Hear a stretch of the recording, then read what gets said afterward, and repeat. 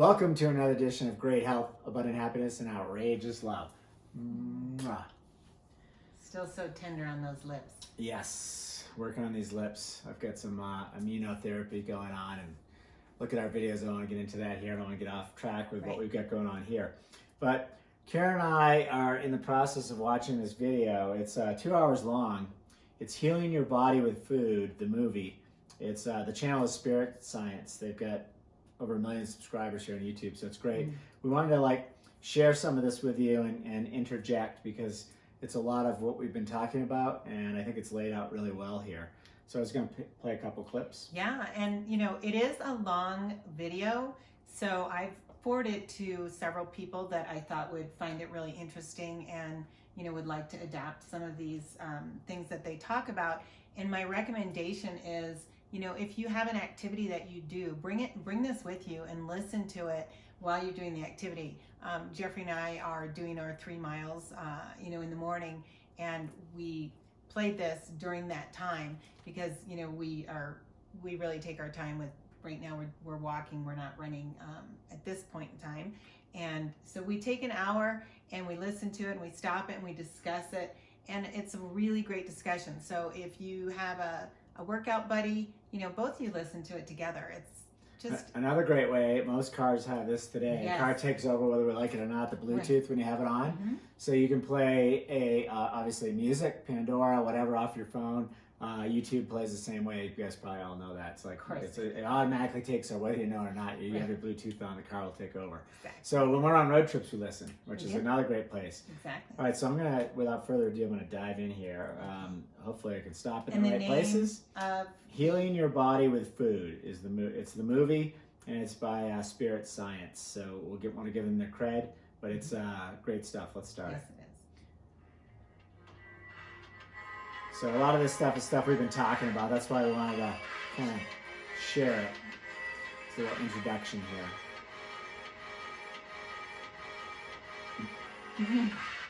Around 400 BC, a man named Hippocrates laid the foundations of modern medicine.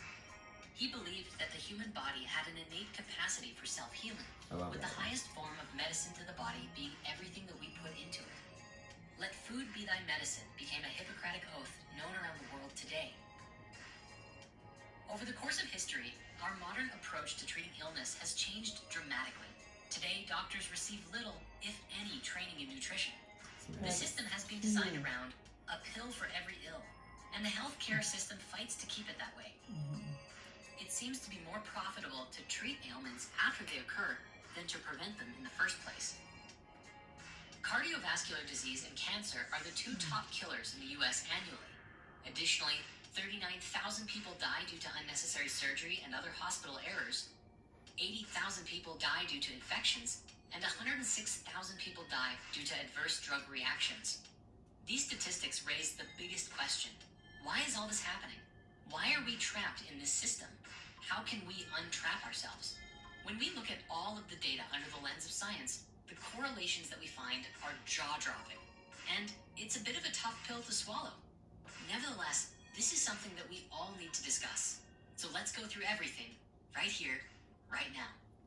So a couple things. I love that Hippocrates, 400 BC. I love all those, the old sayings, as you know, like the old Ben Franklins and things. But 400 BC, let food be thy medicine, and let medicine be thy food, is what he said. And we're still talking about it today. I mean, doesn't that amaze you? It does. Yeah. And I've told you, you got to meet my grandmother once before she passed away, but she always said that food is your medicine. And what's really funny about that is that this is my dad's mom, but my mom would always say that she was not a great cook.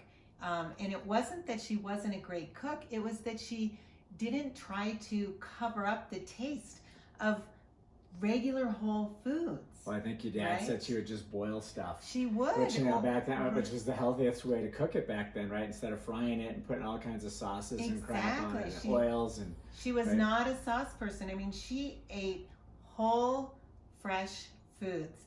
And, some people feel that means that she's not doing any cooking or preparation. But, to this day, I take that with me as such a great gift that she taught me that. So. Well, what's very interesting in here too, they're talking about doctors, and we're following some great doctors out there that are waking up to this fact that, nutrition is very, very important in preventing disease. And why don't we start focusing on nutrition? Many of you guys have probably seen my story when I moved over to veganism with Karen. A lot of it was because I was traveling around the country, going out for a lot of steak dinners, that kind of thing. Our doctor called us in, emergency, Jeffrey and Karen, I need you to come in right away. I always had pretty good stats with my annual physicals. You had excellent. Yeah, and this one was bad because everything was going the wrong way. Right. I had literally come off the road for about 2 months of, lots of steakhouses and things like that. And so I said to the doc, I said, hey, I just told you I've been eating like an idiot for 2 months. What if I just eat vegetables? How long would it take me to correct this? And she said, well, I don't know, maybe 3 months. I said, I'll be back in a month and a half, 6 weeks. Before you finish the story, why didn't she know? I mean, it was stated right there in this video. Yeah, I don't know. It's interesting, and we loved her. We love that doctor, by the way. And to this day, the reason that she didn't know, it's not her fault. They don't teach that in med school. That's why there's, and don't quote me on the exact amount, but I think I'm pretty accurate to say that they have 7 hours during their entire... 7 hours or none, we've heard. Again, we talked to doctors about this. But I've actually challenged doctors on this because, by the way, the information is everywhere. It's not really a secret. You can do a little research. So I think when I get in a doctor's face on a ski lift or whatever and say, hey guys, why don't you let people or tell people this? Or our own doctors, when I have these conversations, they say, hey Jeffrey, they just don't want to listen. Mm-hmm. They don't want to do what you're doing. They wouldn't drop meat, for instance. They wouldn't drop dairy. Mm-hmm. They don't want to listen. So it's not worth my time. It's easier just to give them a pill, which, it's kind of sad, but that may be true. But that's kind of what we're asking here. Anyway, to get back to the story, we're off. So I went to all plant-based for the 6 weeks. Mm-hmm. Went back in, got the blood test again, had the whole panel done. Everything was back to rock star status just after 6 weeks.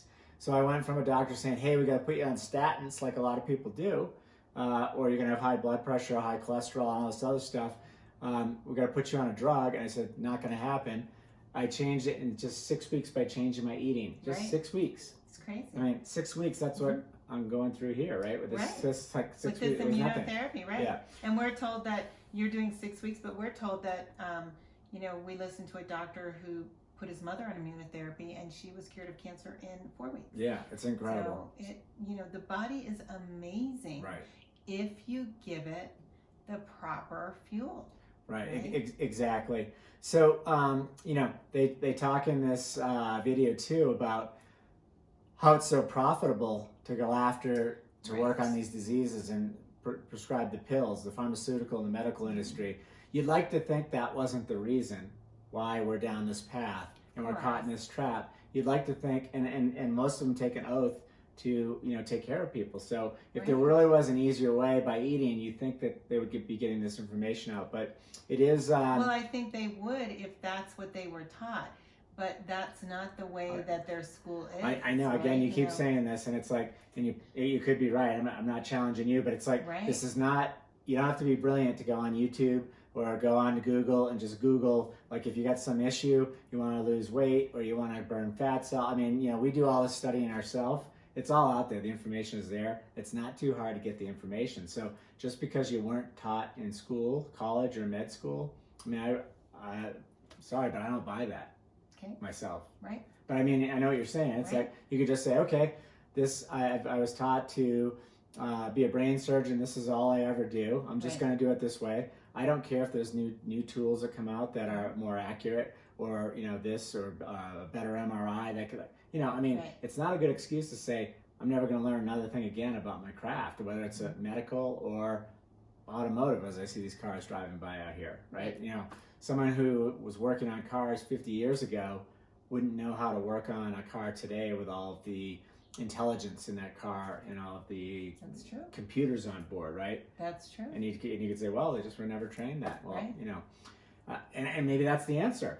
It's hard to take. It is hard to take, and I think a lot of the doctors that you and I are following have gone to med school, and they personally, or someone that they love, has experienced something that traditional medicine has not been the answer, or traditional medicine alone has not been the answer, and they have actually implemented, as we talked about in another video, integrated medicine where food is your medicine. Yeah. And in combination with, sometimes it Right. really depends on the situation. Yeah. But those doctors have gone on to study nutrition and become some of the top nutritionists Right. in the world. I think they mentioned a couple of those doctors here. So Yeah, and we're going to touch on one now. I'm going to turn this back on. But Great. to your point, this is all in addition to all the great things that they learned in med school. Absolutely. This is in addition to try to get to the root of the issues and help people ahead of the disease. Right. That's what this is all about. But let's see what else they have to say here. It seems to be a maxim of the world, something we've heard over and over again. Everybody knows it. You are what you eat. Now, in the standard American regime, the average diet looks something like this. Counting strictly by percentage of calories, 63% of what we intake comes from refined and processed foods. This includes soft drinks, chips, snacks, and other things that are chemically treated. And I yelled at sometimes somebody even created for drinking a us to Coke eat. on a video call The yesterday. next largest You heard me. grouping is 25%, You called which is them made out. up of animal food, Oh, I meaning give them a meat, hard time. dairy, Yeah. fish, eggs, and other forms of seafood. The final 12% is made up of plant food. listen to Out this. of that 12%, about 6 of it comes entirely from potatoes. And as for the other 6%, which is made up of vegetables, fruits, legumes, nuts, seeds, and grains, even half of it may be mixed with processed foods, such as the almonds in an almond joy. I love that. I love Now- that. So 60%, this is the average American diet, 60% processed foods. Right. I mean, it's crazy. And they're saying even some of the good foods, like the almonds coming out of an almond joy, which is processed. I mean, it's laughable.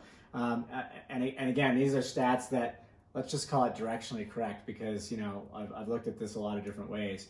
But so they're saying that only 12% of what people eat are plant-based, Mm-hmm. and 6% of half is potatoes. Where do you think those potatoes are coming from? Right? Potato chips, French fries. Right, yeah. It's Just like- a guess. I don't know. Yeah, no, I have seen that before broken down, but a lot of it is because of French fries and Right. fast food. So that's 50%, right? So now we have 50%. So now you're at the other 6%.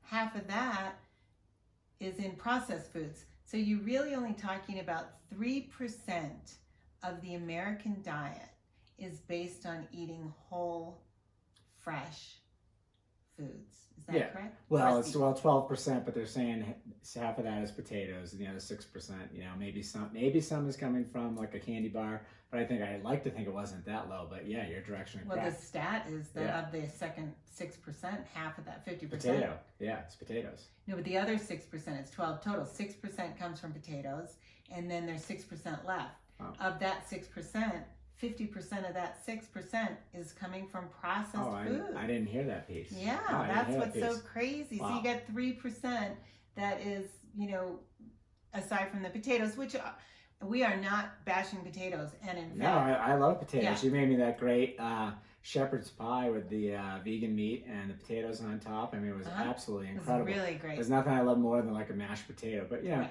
it's not the most healthiest No. food source we have. But However, purple potatoes are a great potato to eat. So add purple potatoes into your diet. They're really, really healthy.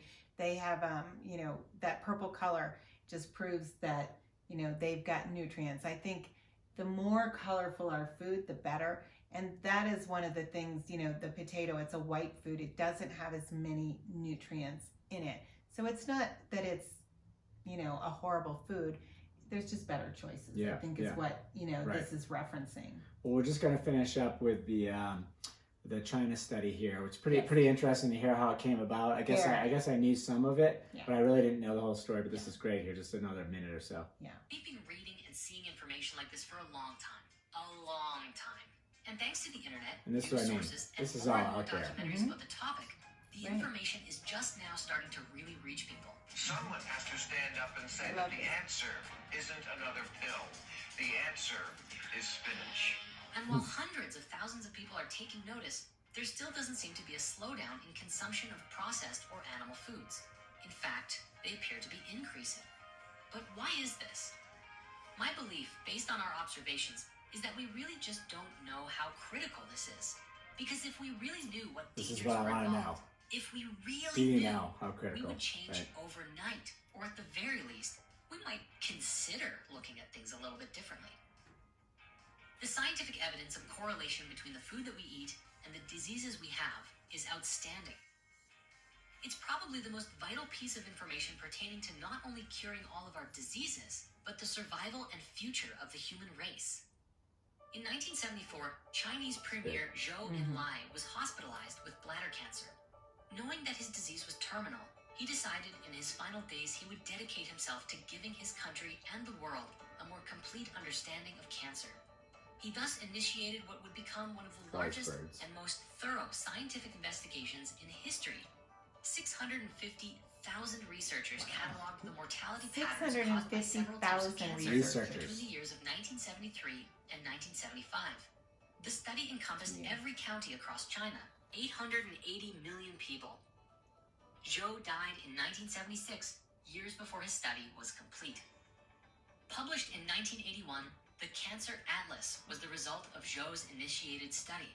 It shows a highly unusual distribution of different types of cancer in China, which tended to be clustered in certain hotspots.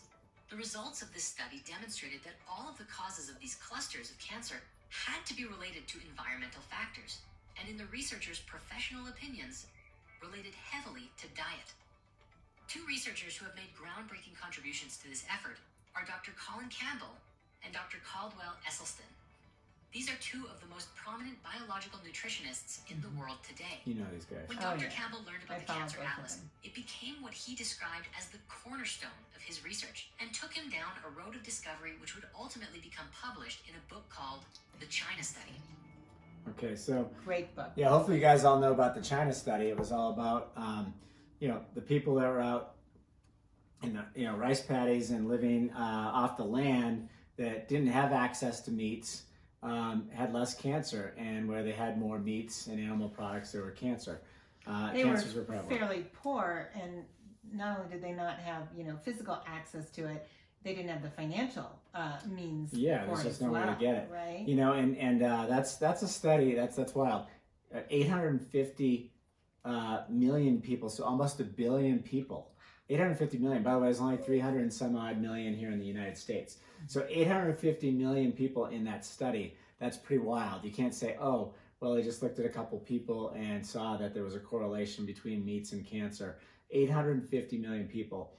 What's wild about that, I'm looking at studies now. We're big fans of Beyond Meat and what they're doing to save the planet. I love the company and what they're doing out there, but Beyond Meat is putting, I believe, 2 plants in China because I believe the Chinese government is mandating, I think by 2025, don't quote me, go look it up, but by a certain date, they have to have X% of their meats coming from plant-based meats. And a lot of it has to do with health and just economics. And it's just amazing because what they're seeing now that people in China actually have the money and there's fast food and things coming in, they're seeing a higher rate of cancers and heart disease, which is sad. It's really sad, and yes, Yeah. they are. Yeah. But it's they're able to see that there's a direct correlation between their change in diet, as of now versus in earlier years when they didn't have these cancers.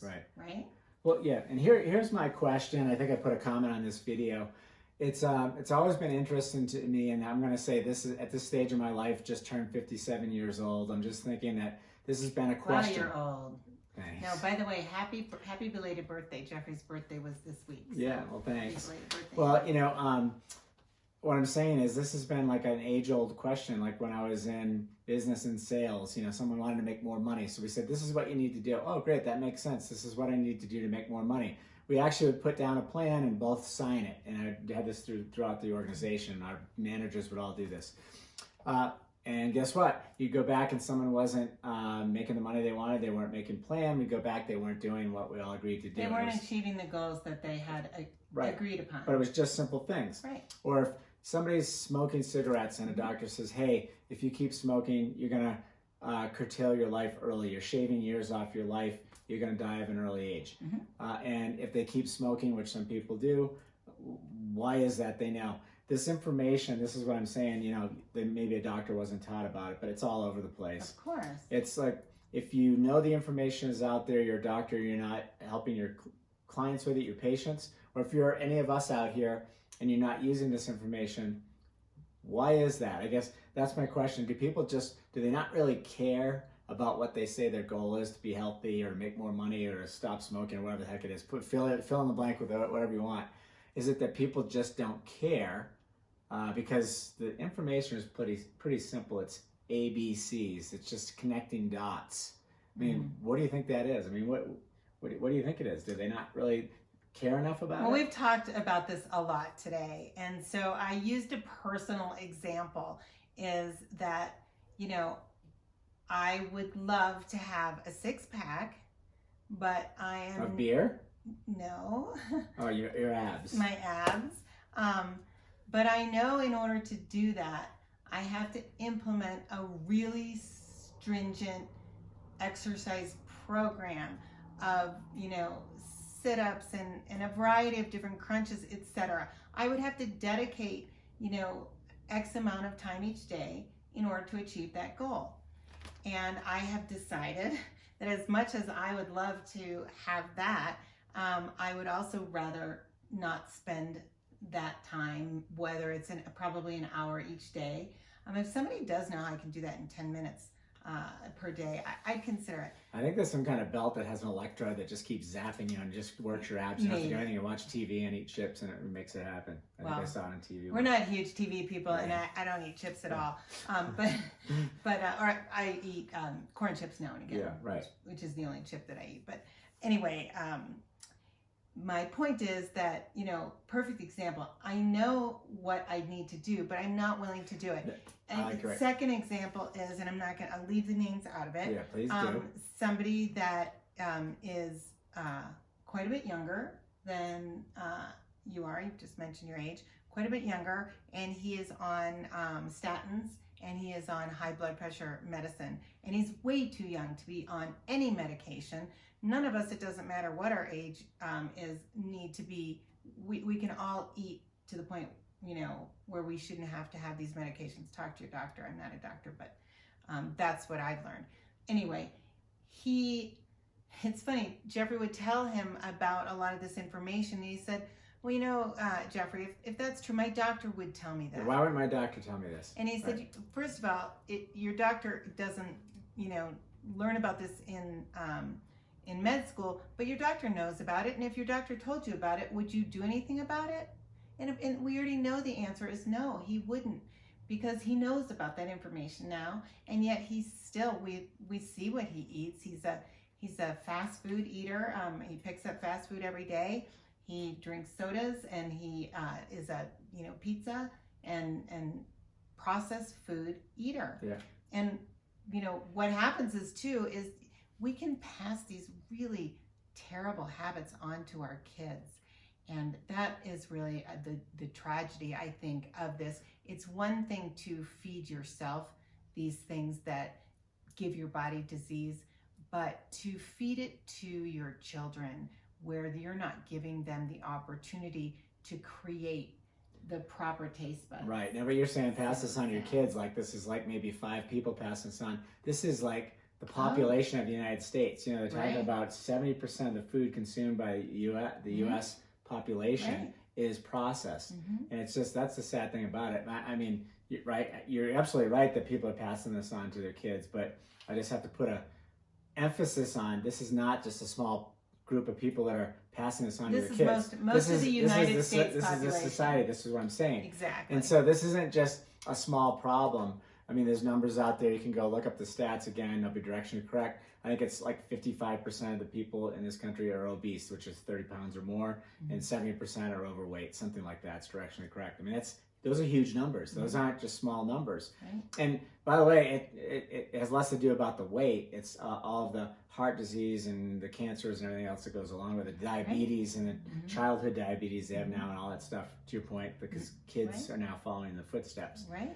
But it's so sad, really. It really is. So I guess I guess what you're saying, Karen, yes, we did talk about this earlier, that, you know, the few notches that you want to go, you don't want to go that far because it's just, you don't want to take it that far. And I think that's right. I mean, there's things that I think that I'd rather do to work out and do some strength training and things like that, you know.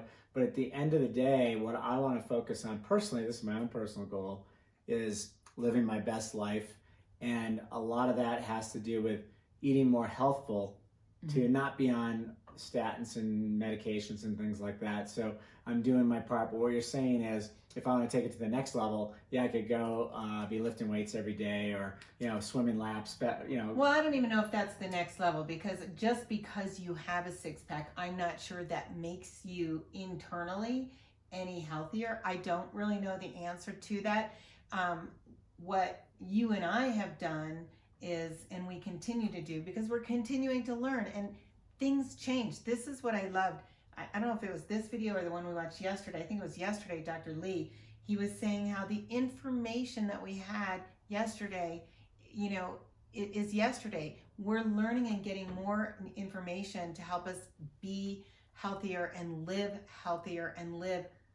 longer healthfully. Right. And so for you and I have no problem, you know, following a diet that is more healthful. And I've learned so many interesting things through these videos. Is you actually create your taste buds are based on the foods that you're used to eating. Right. So we do such a disservice to our babies.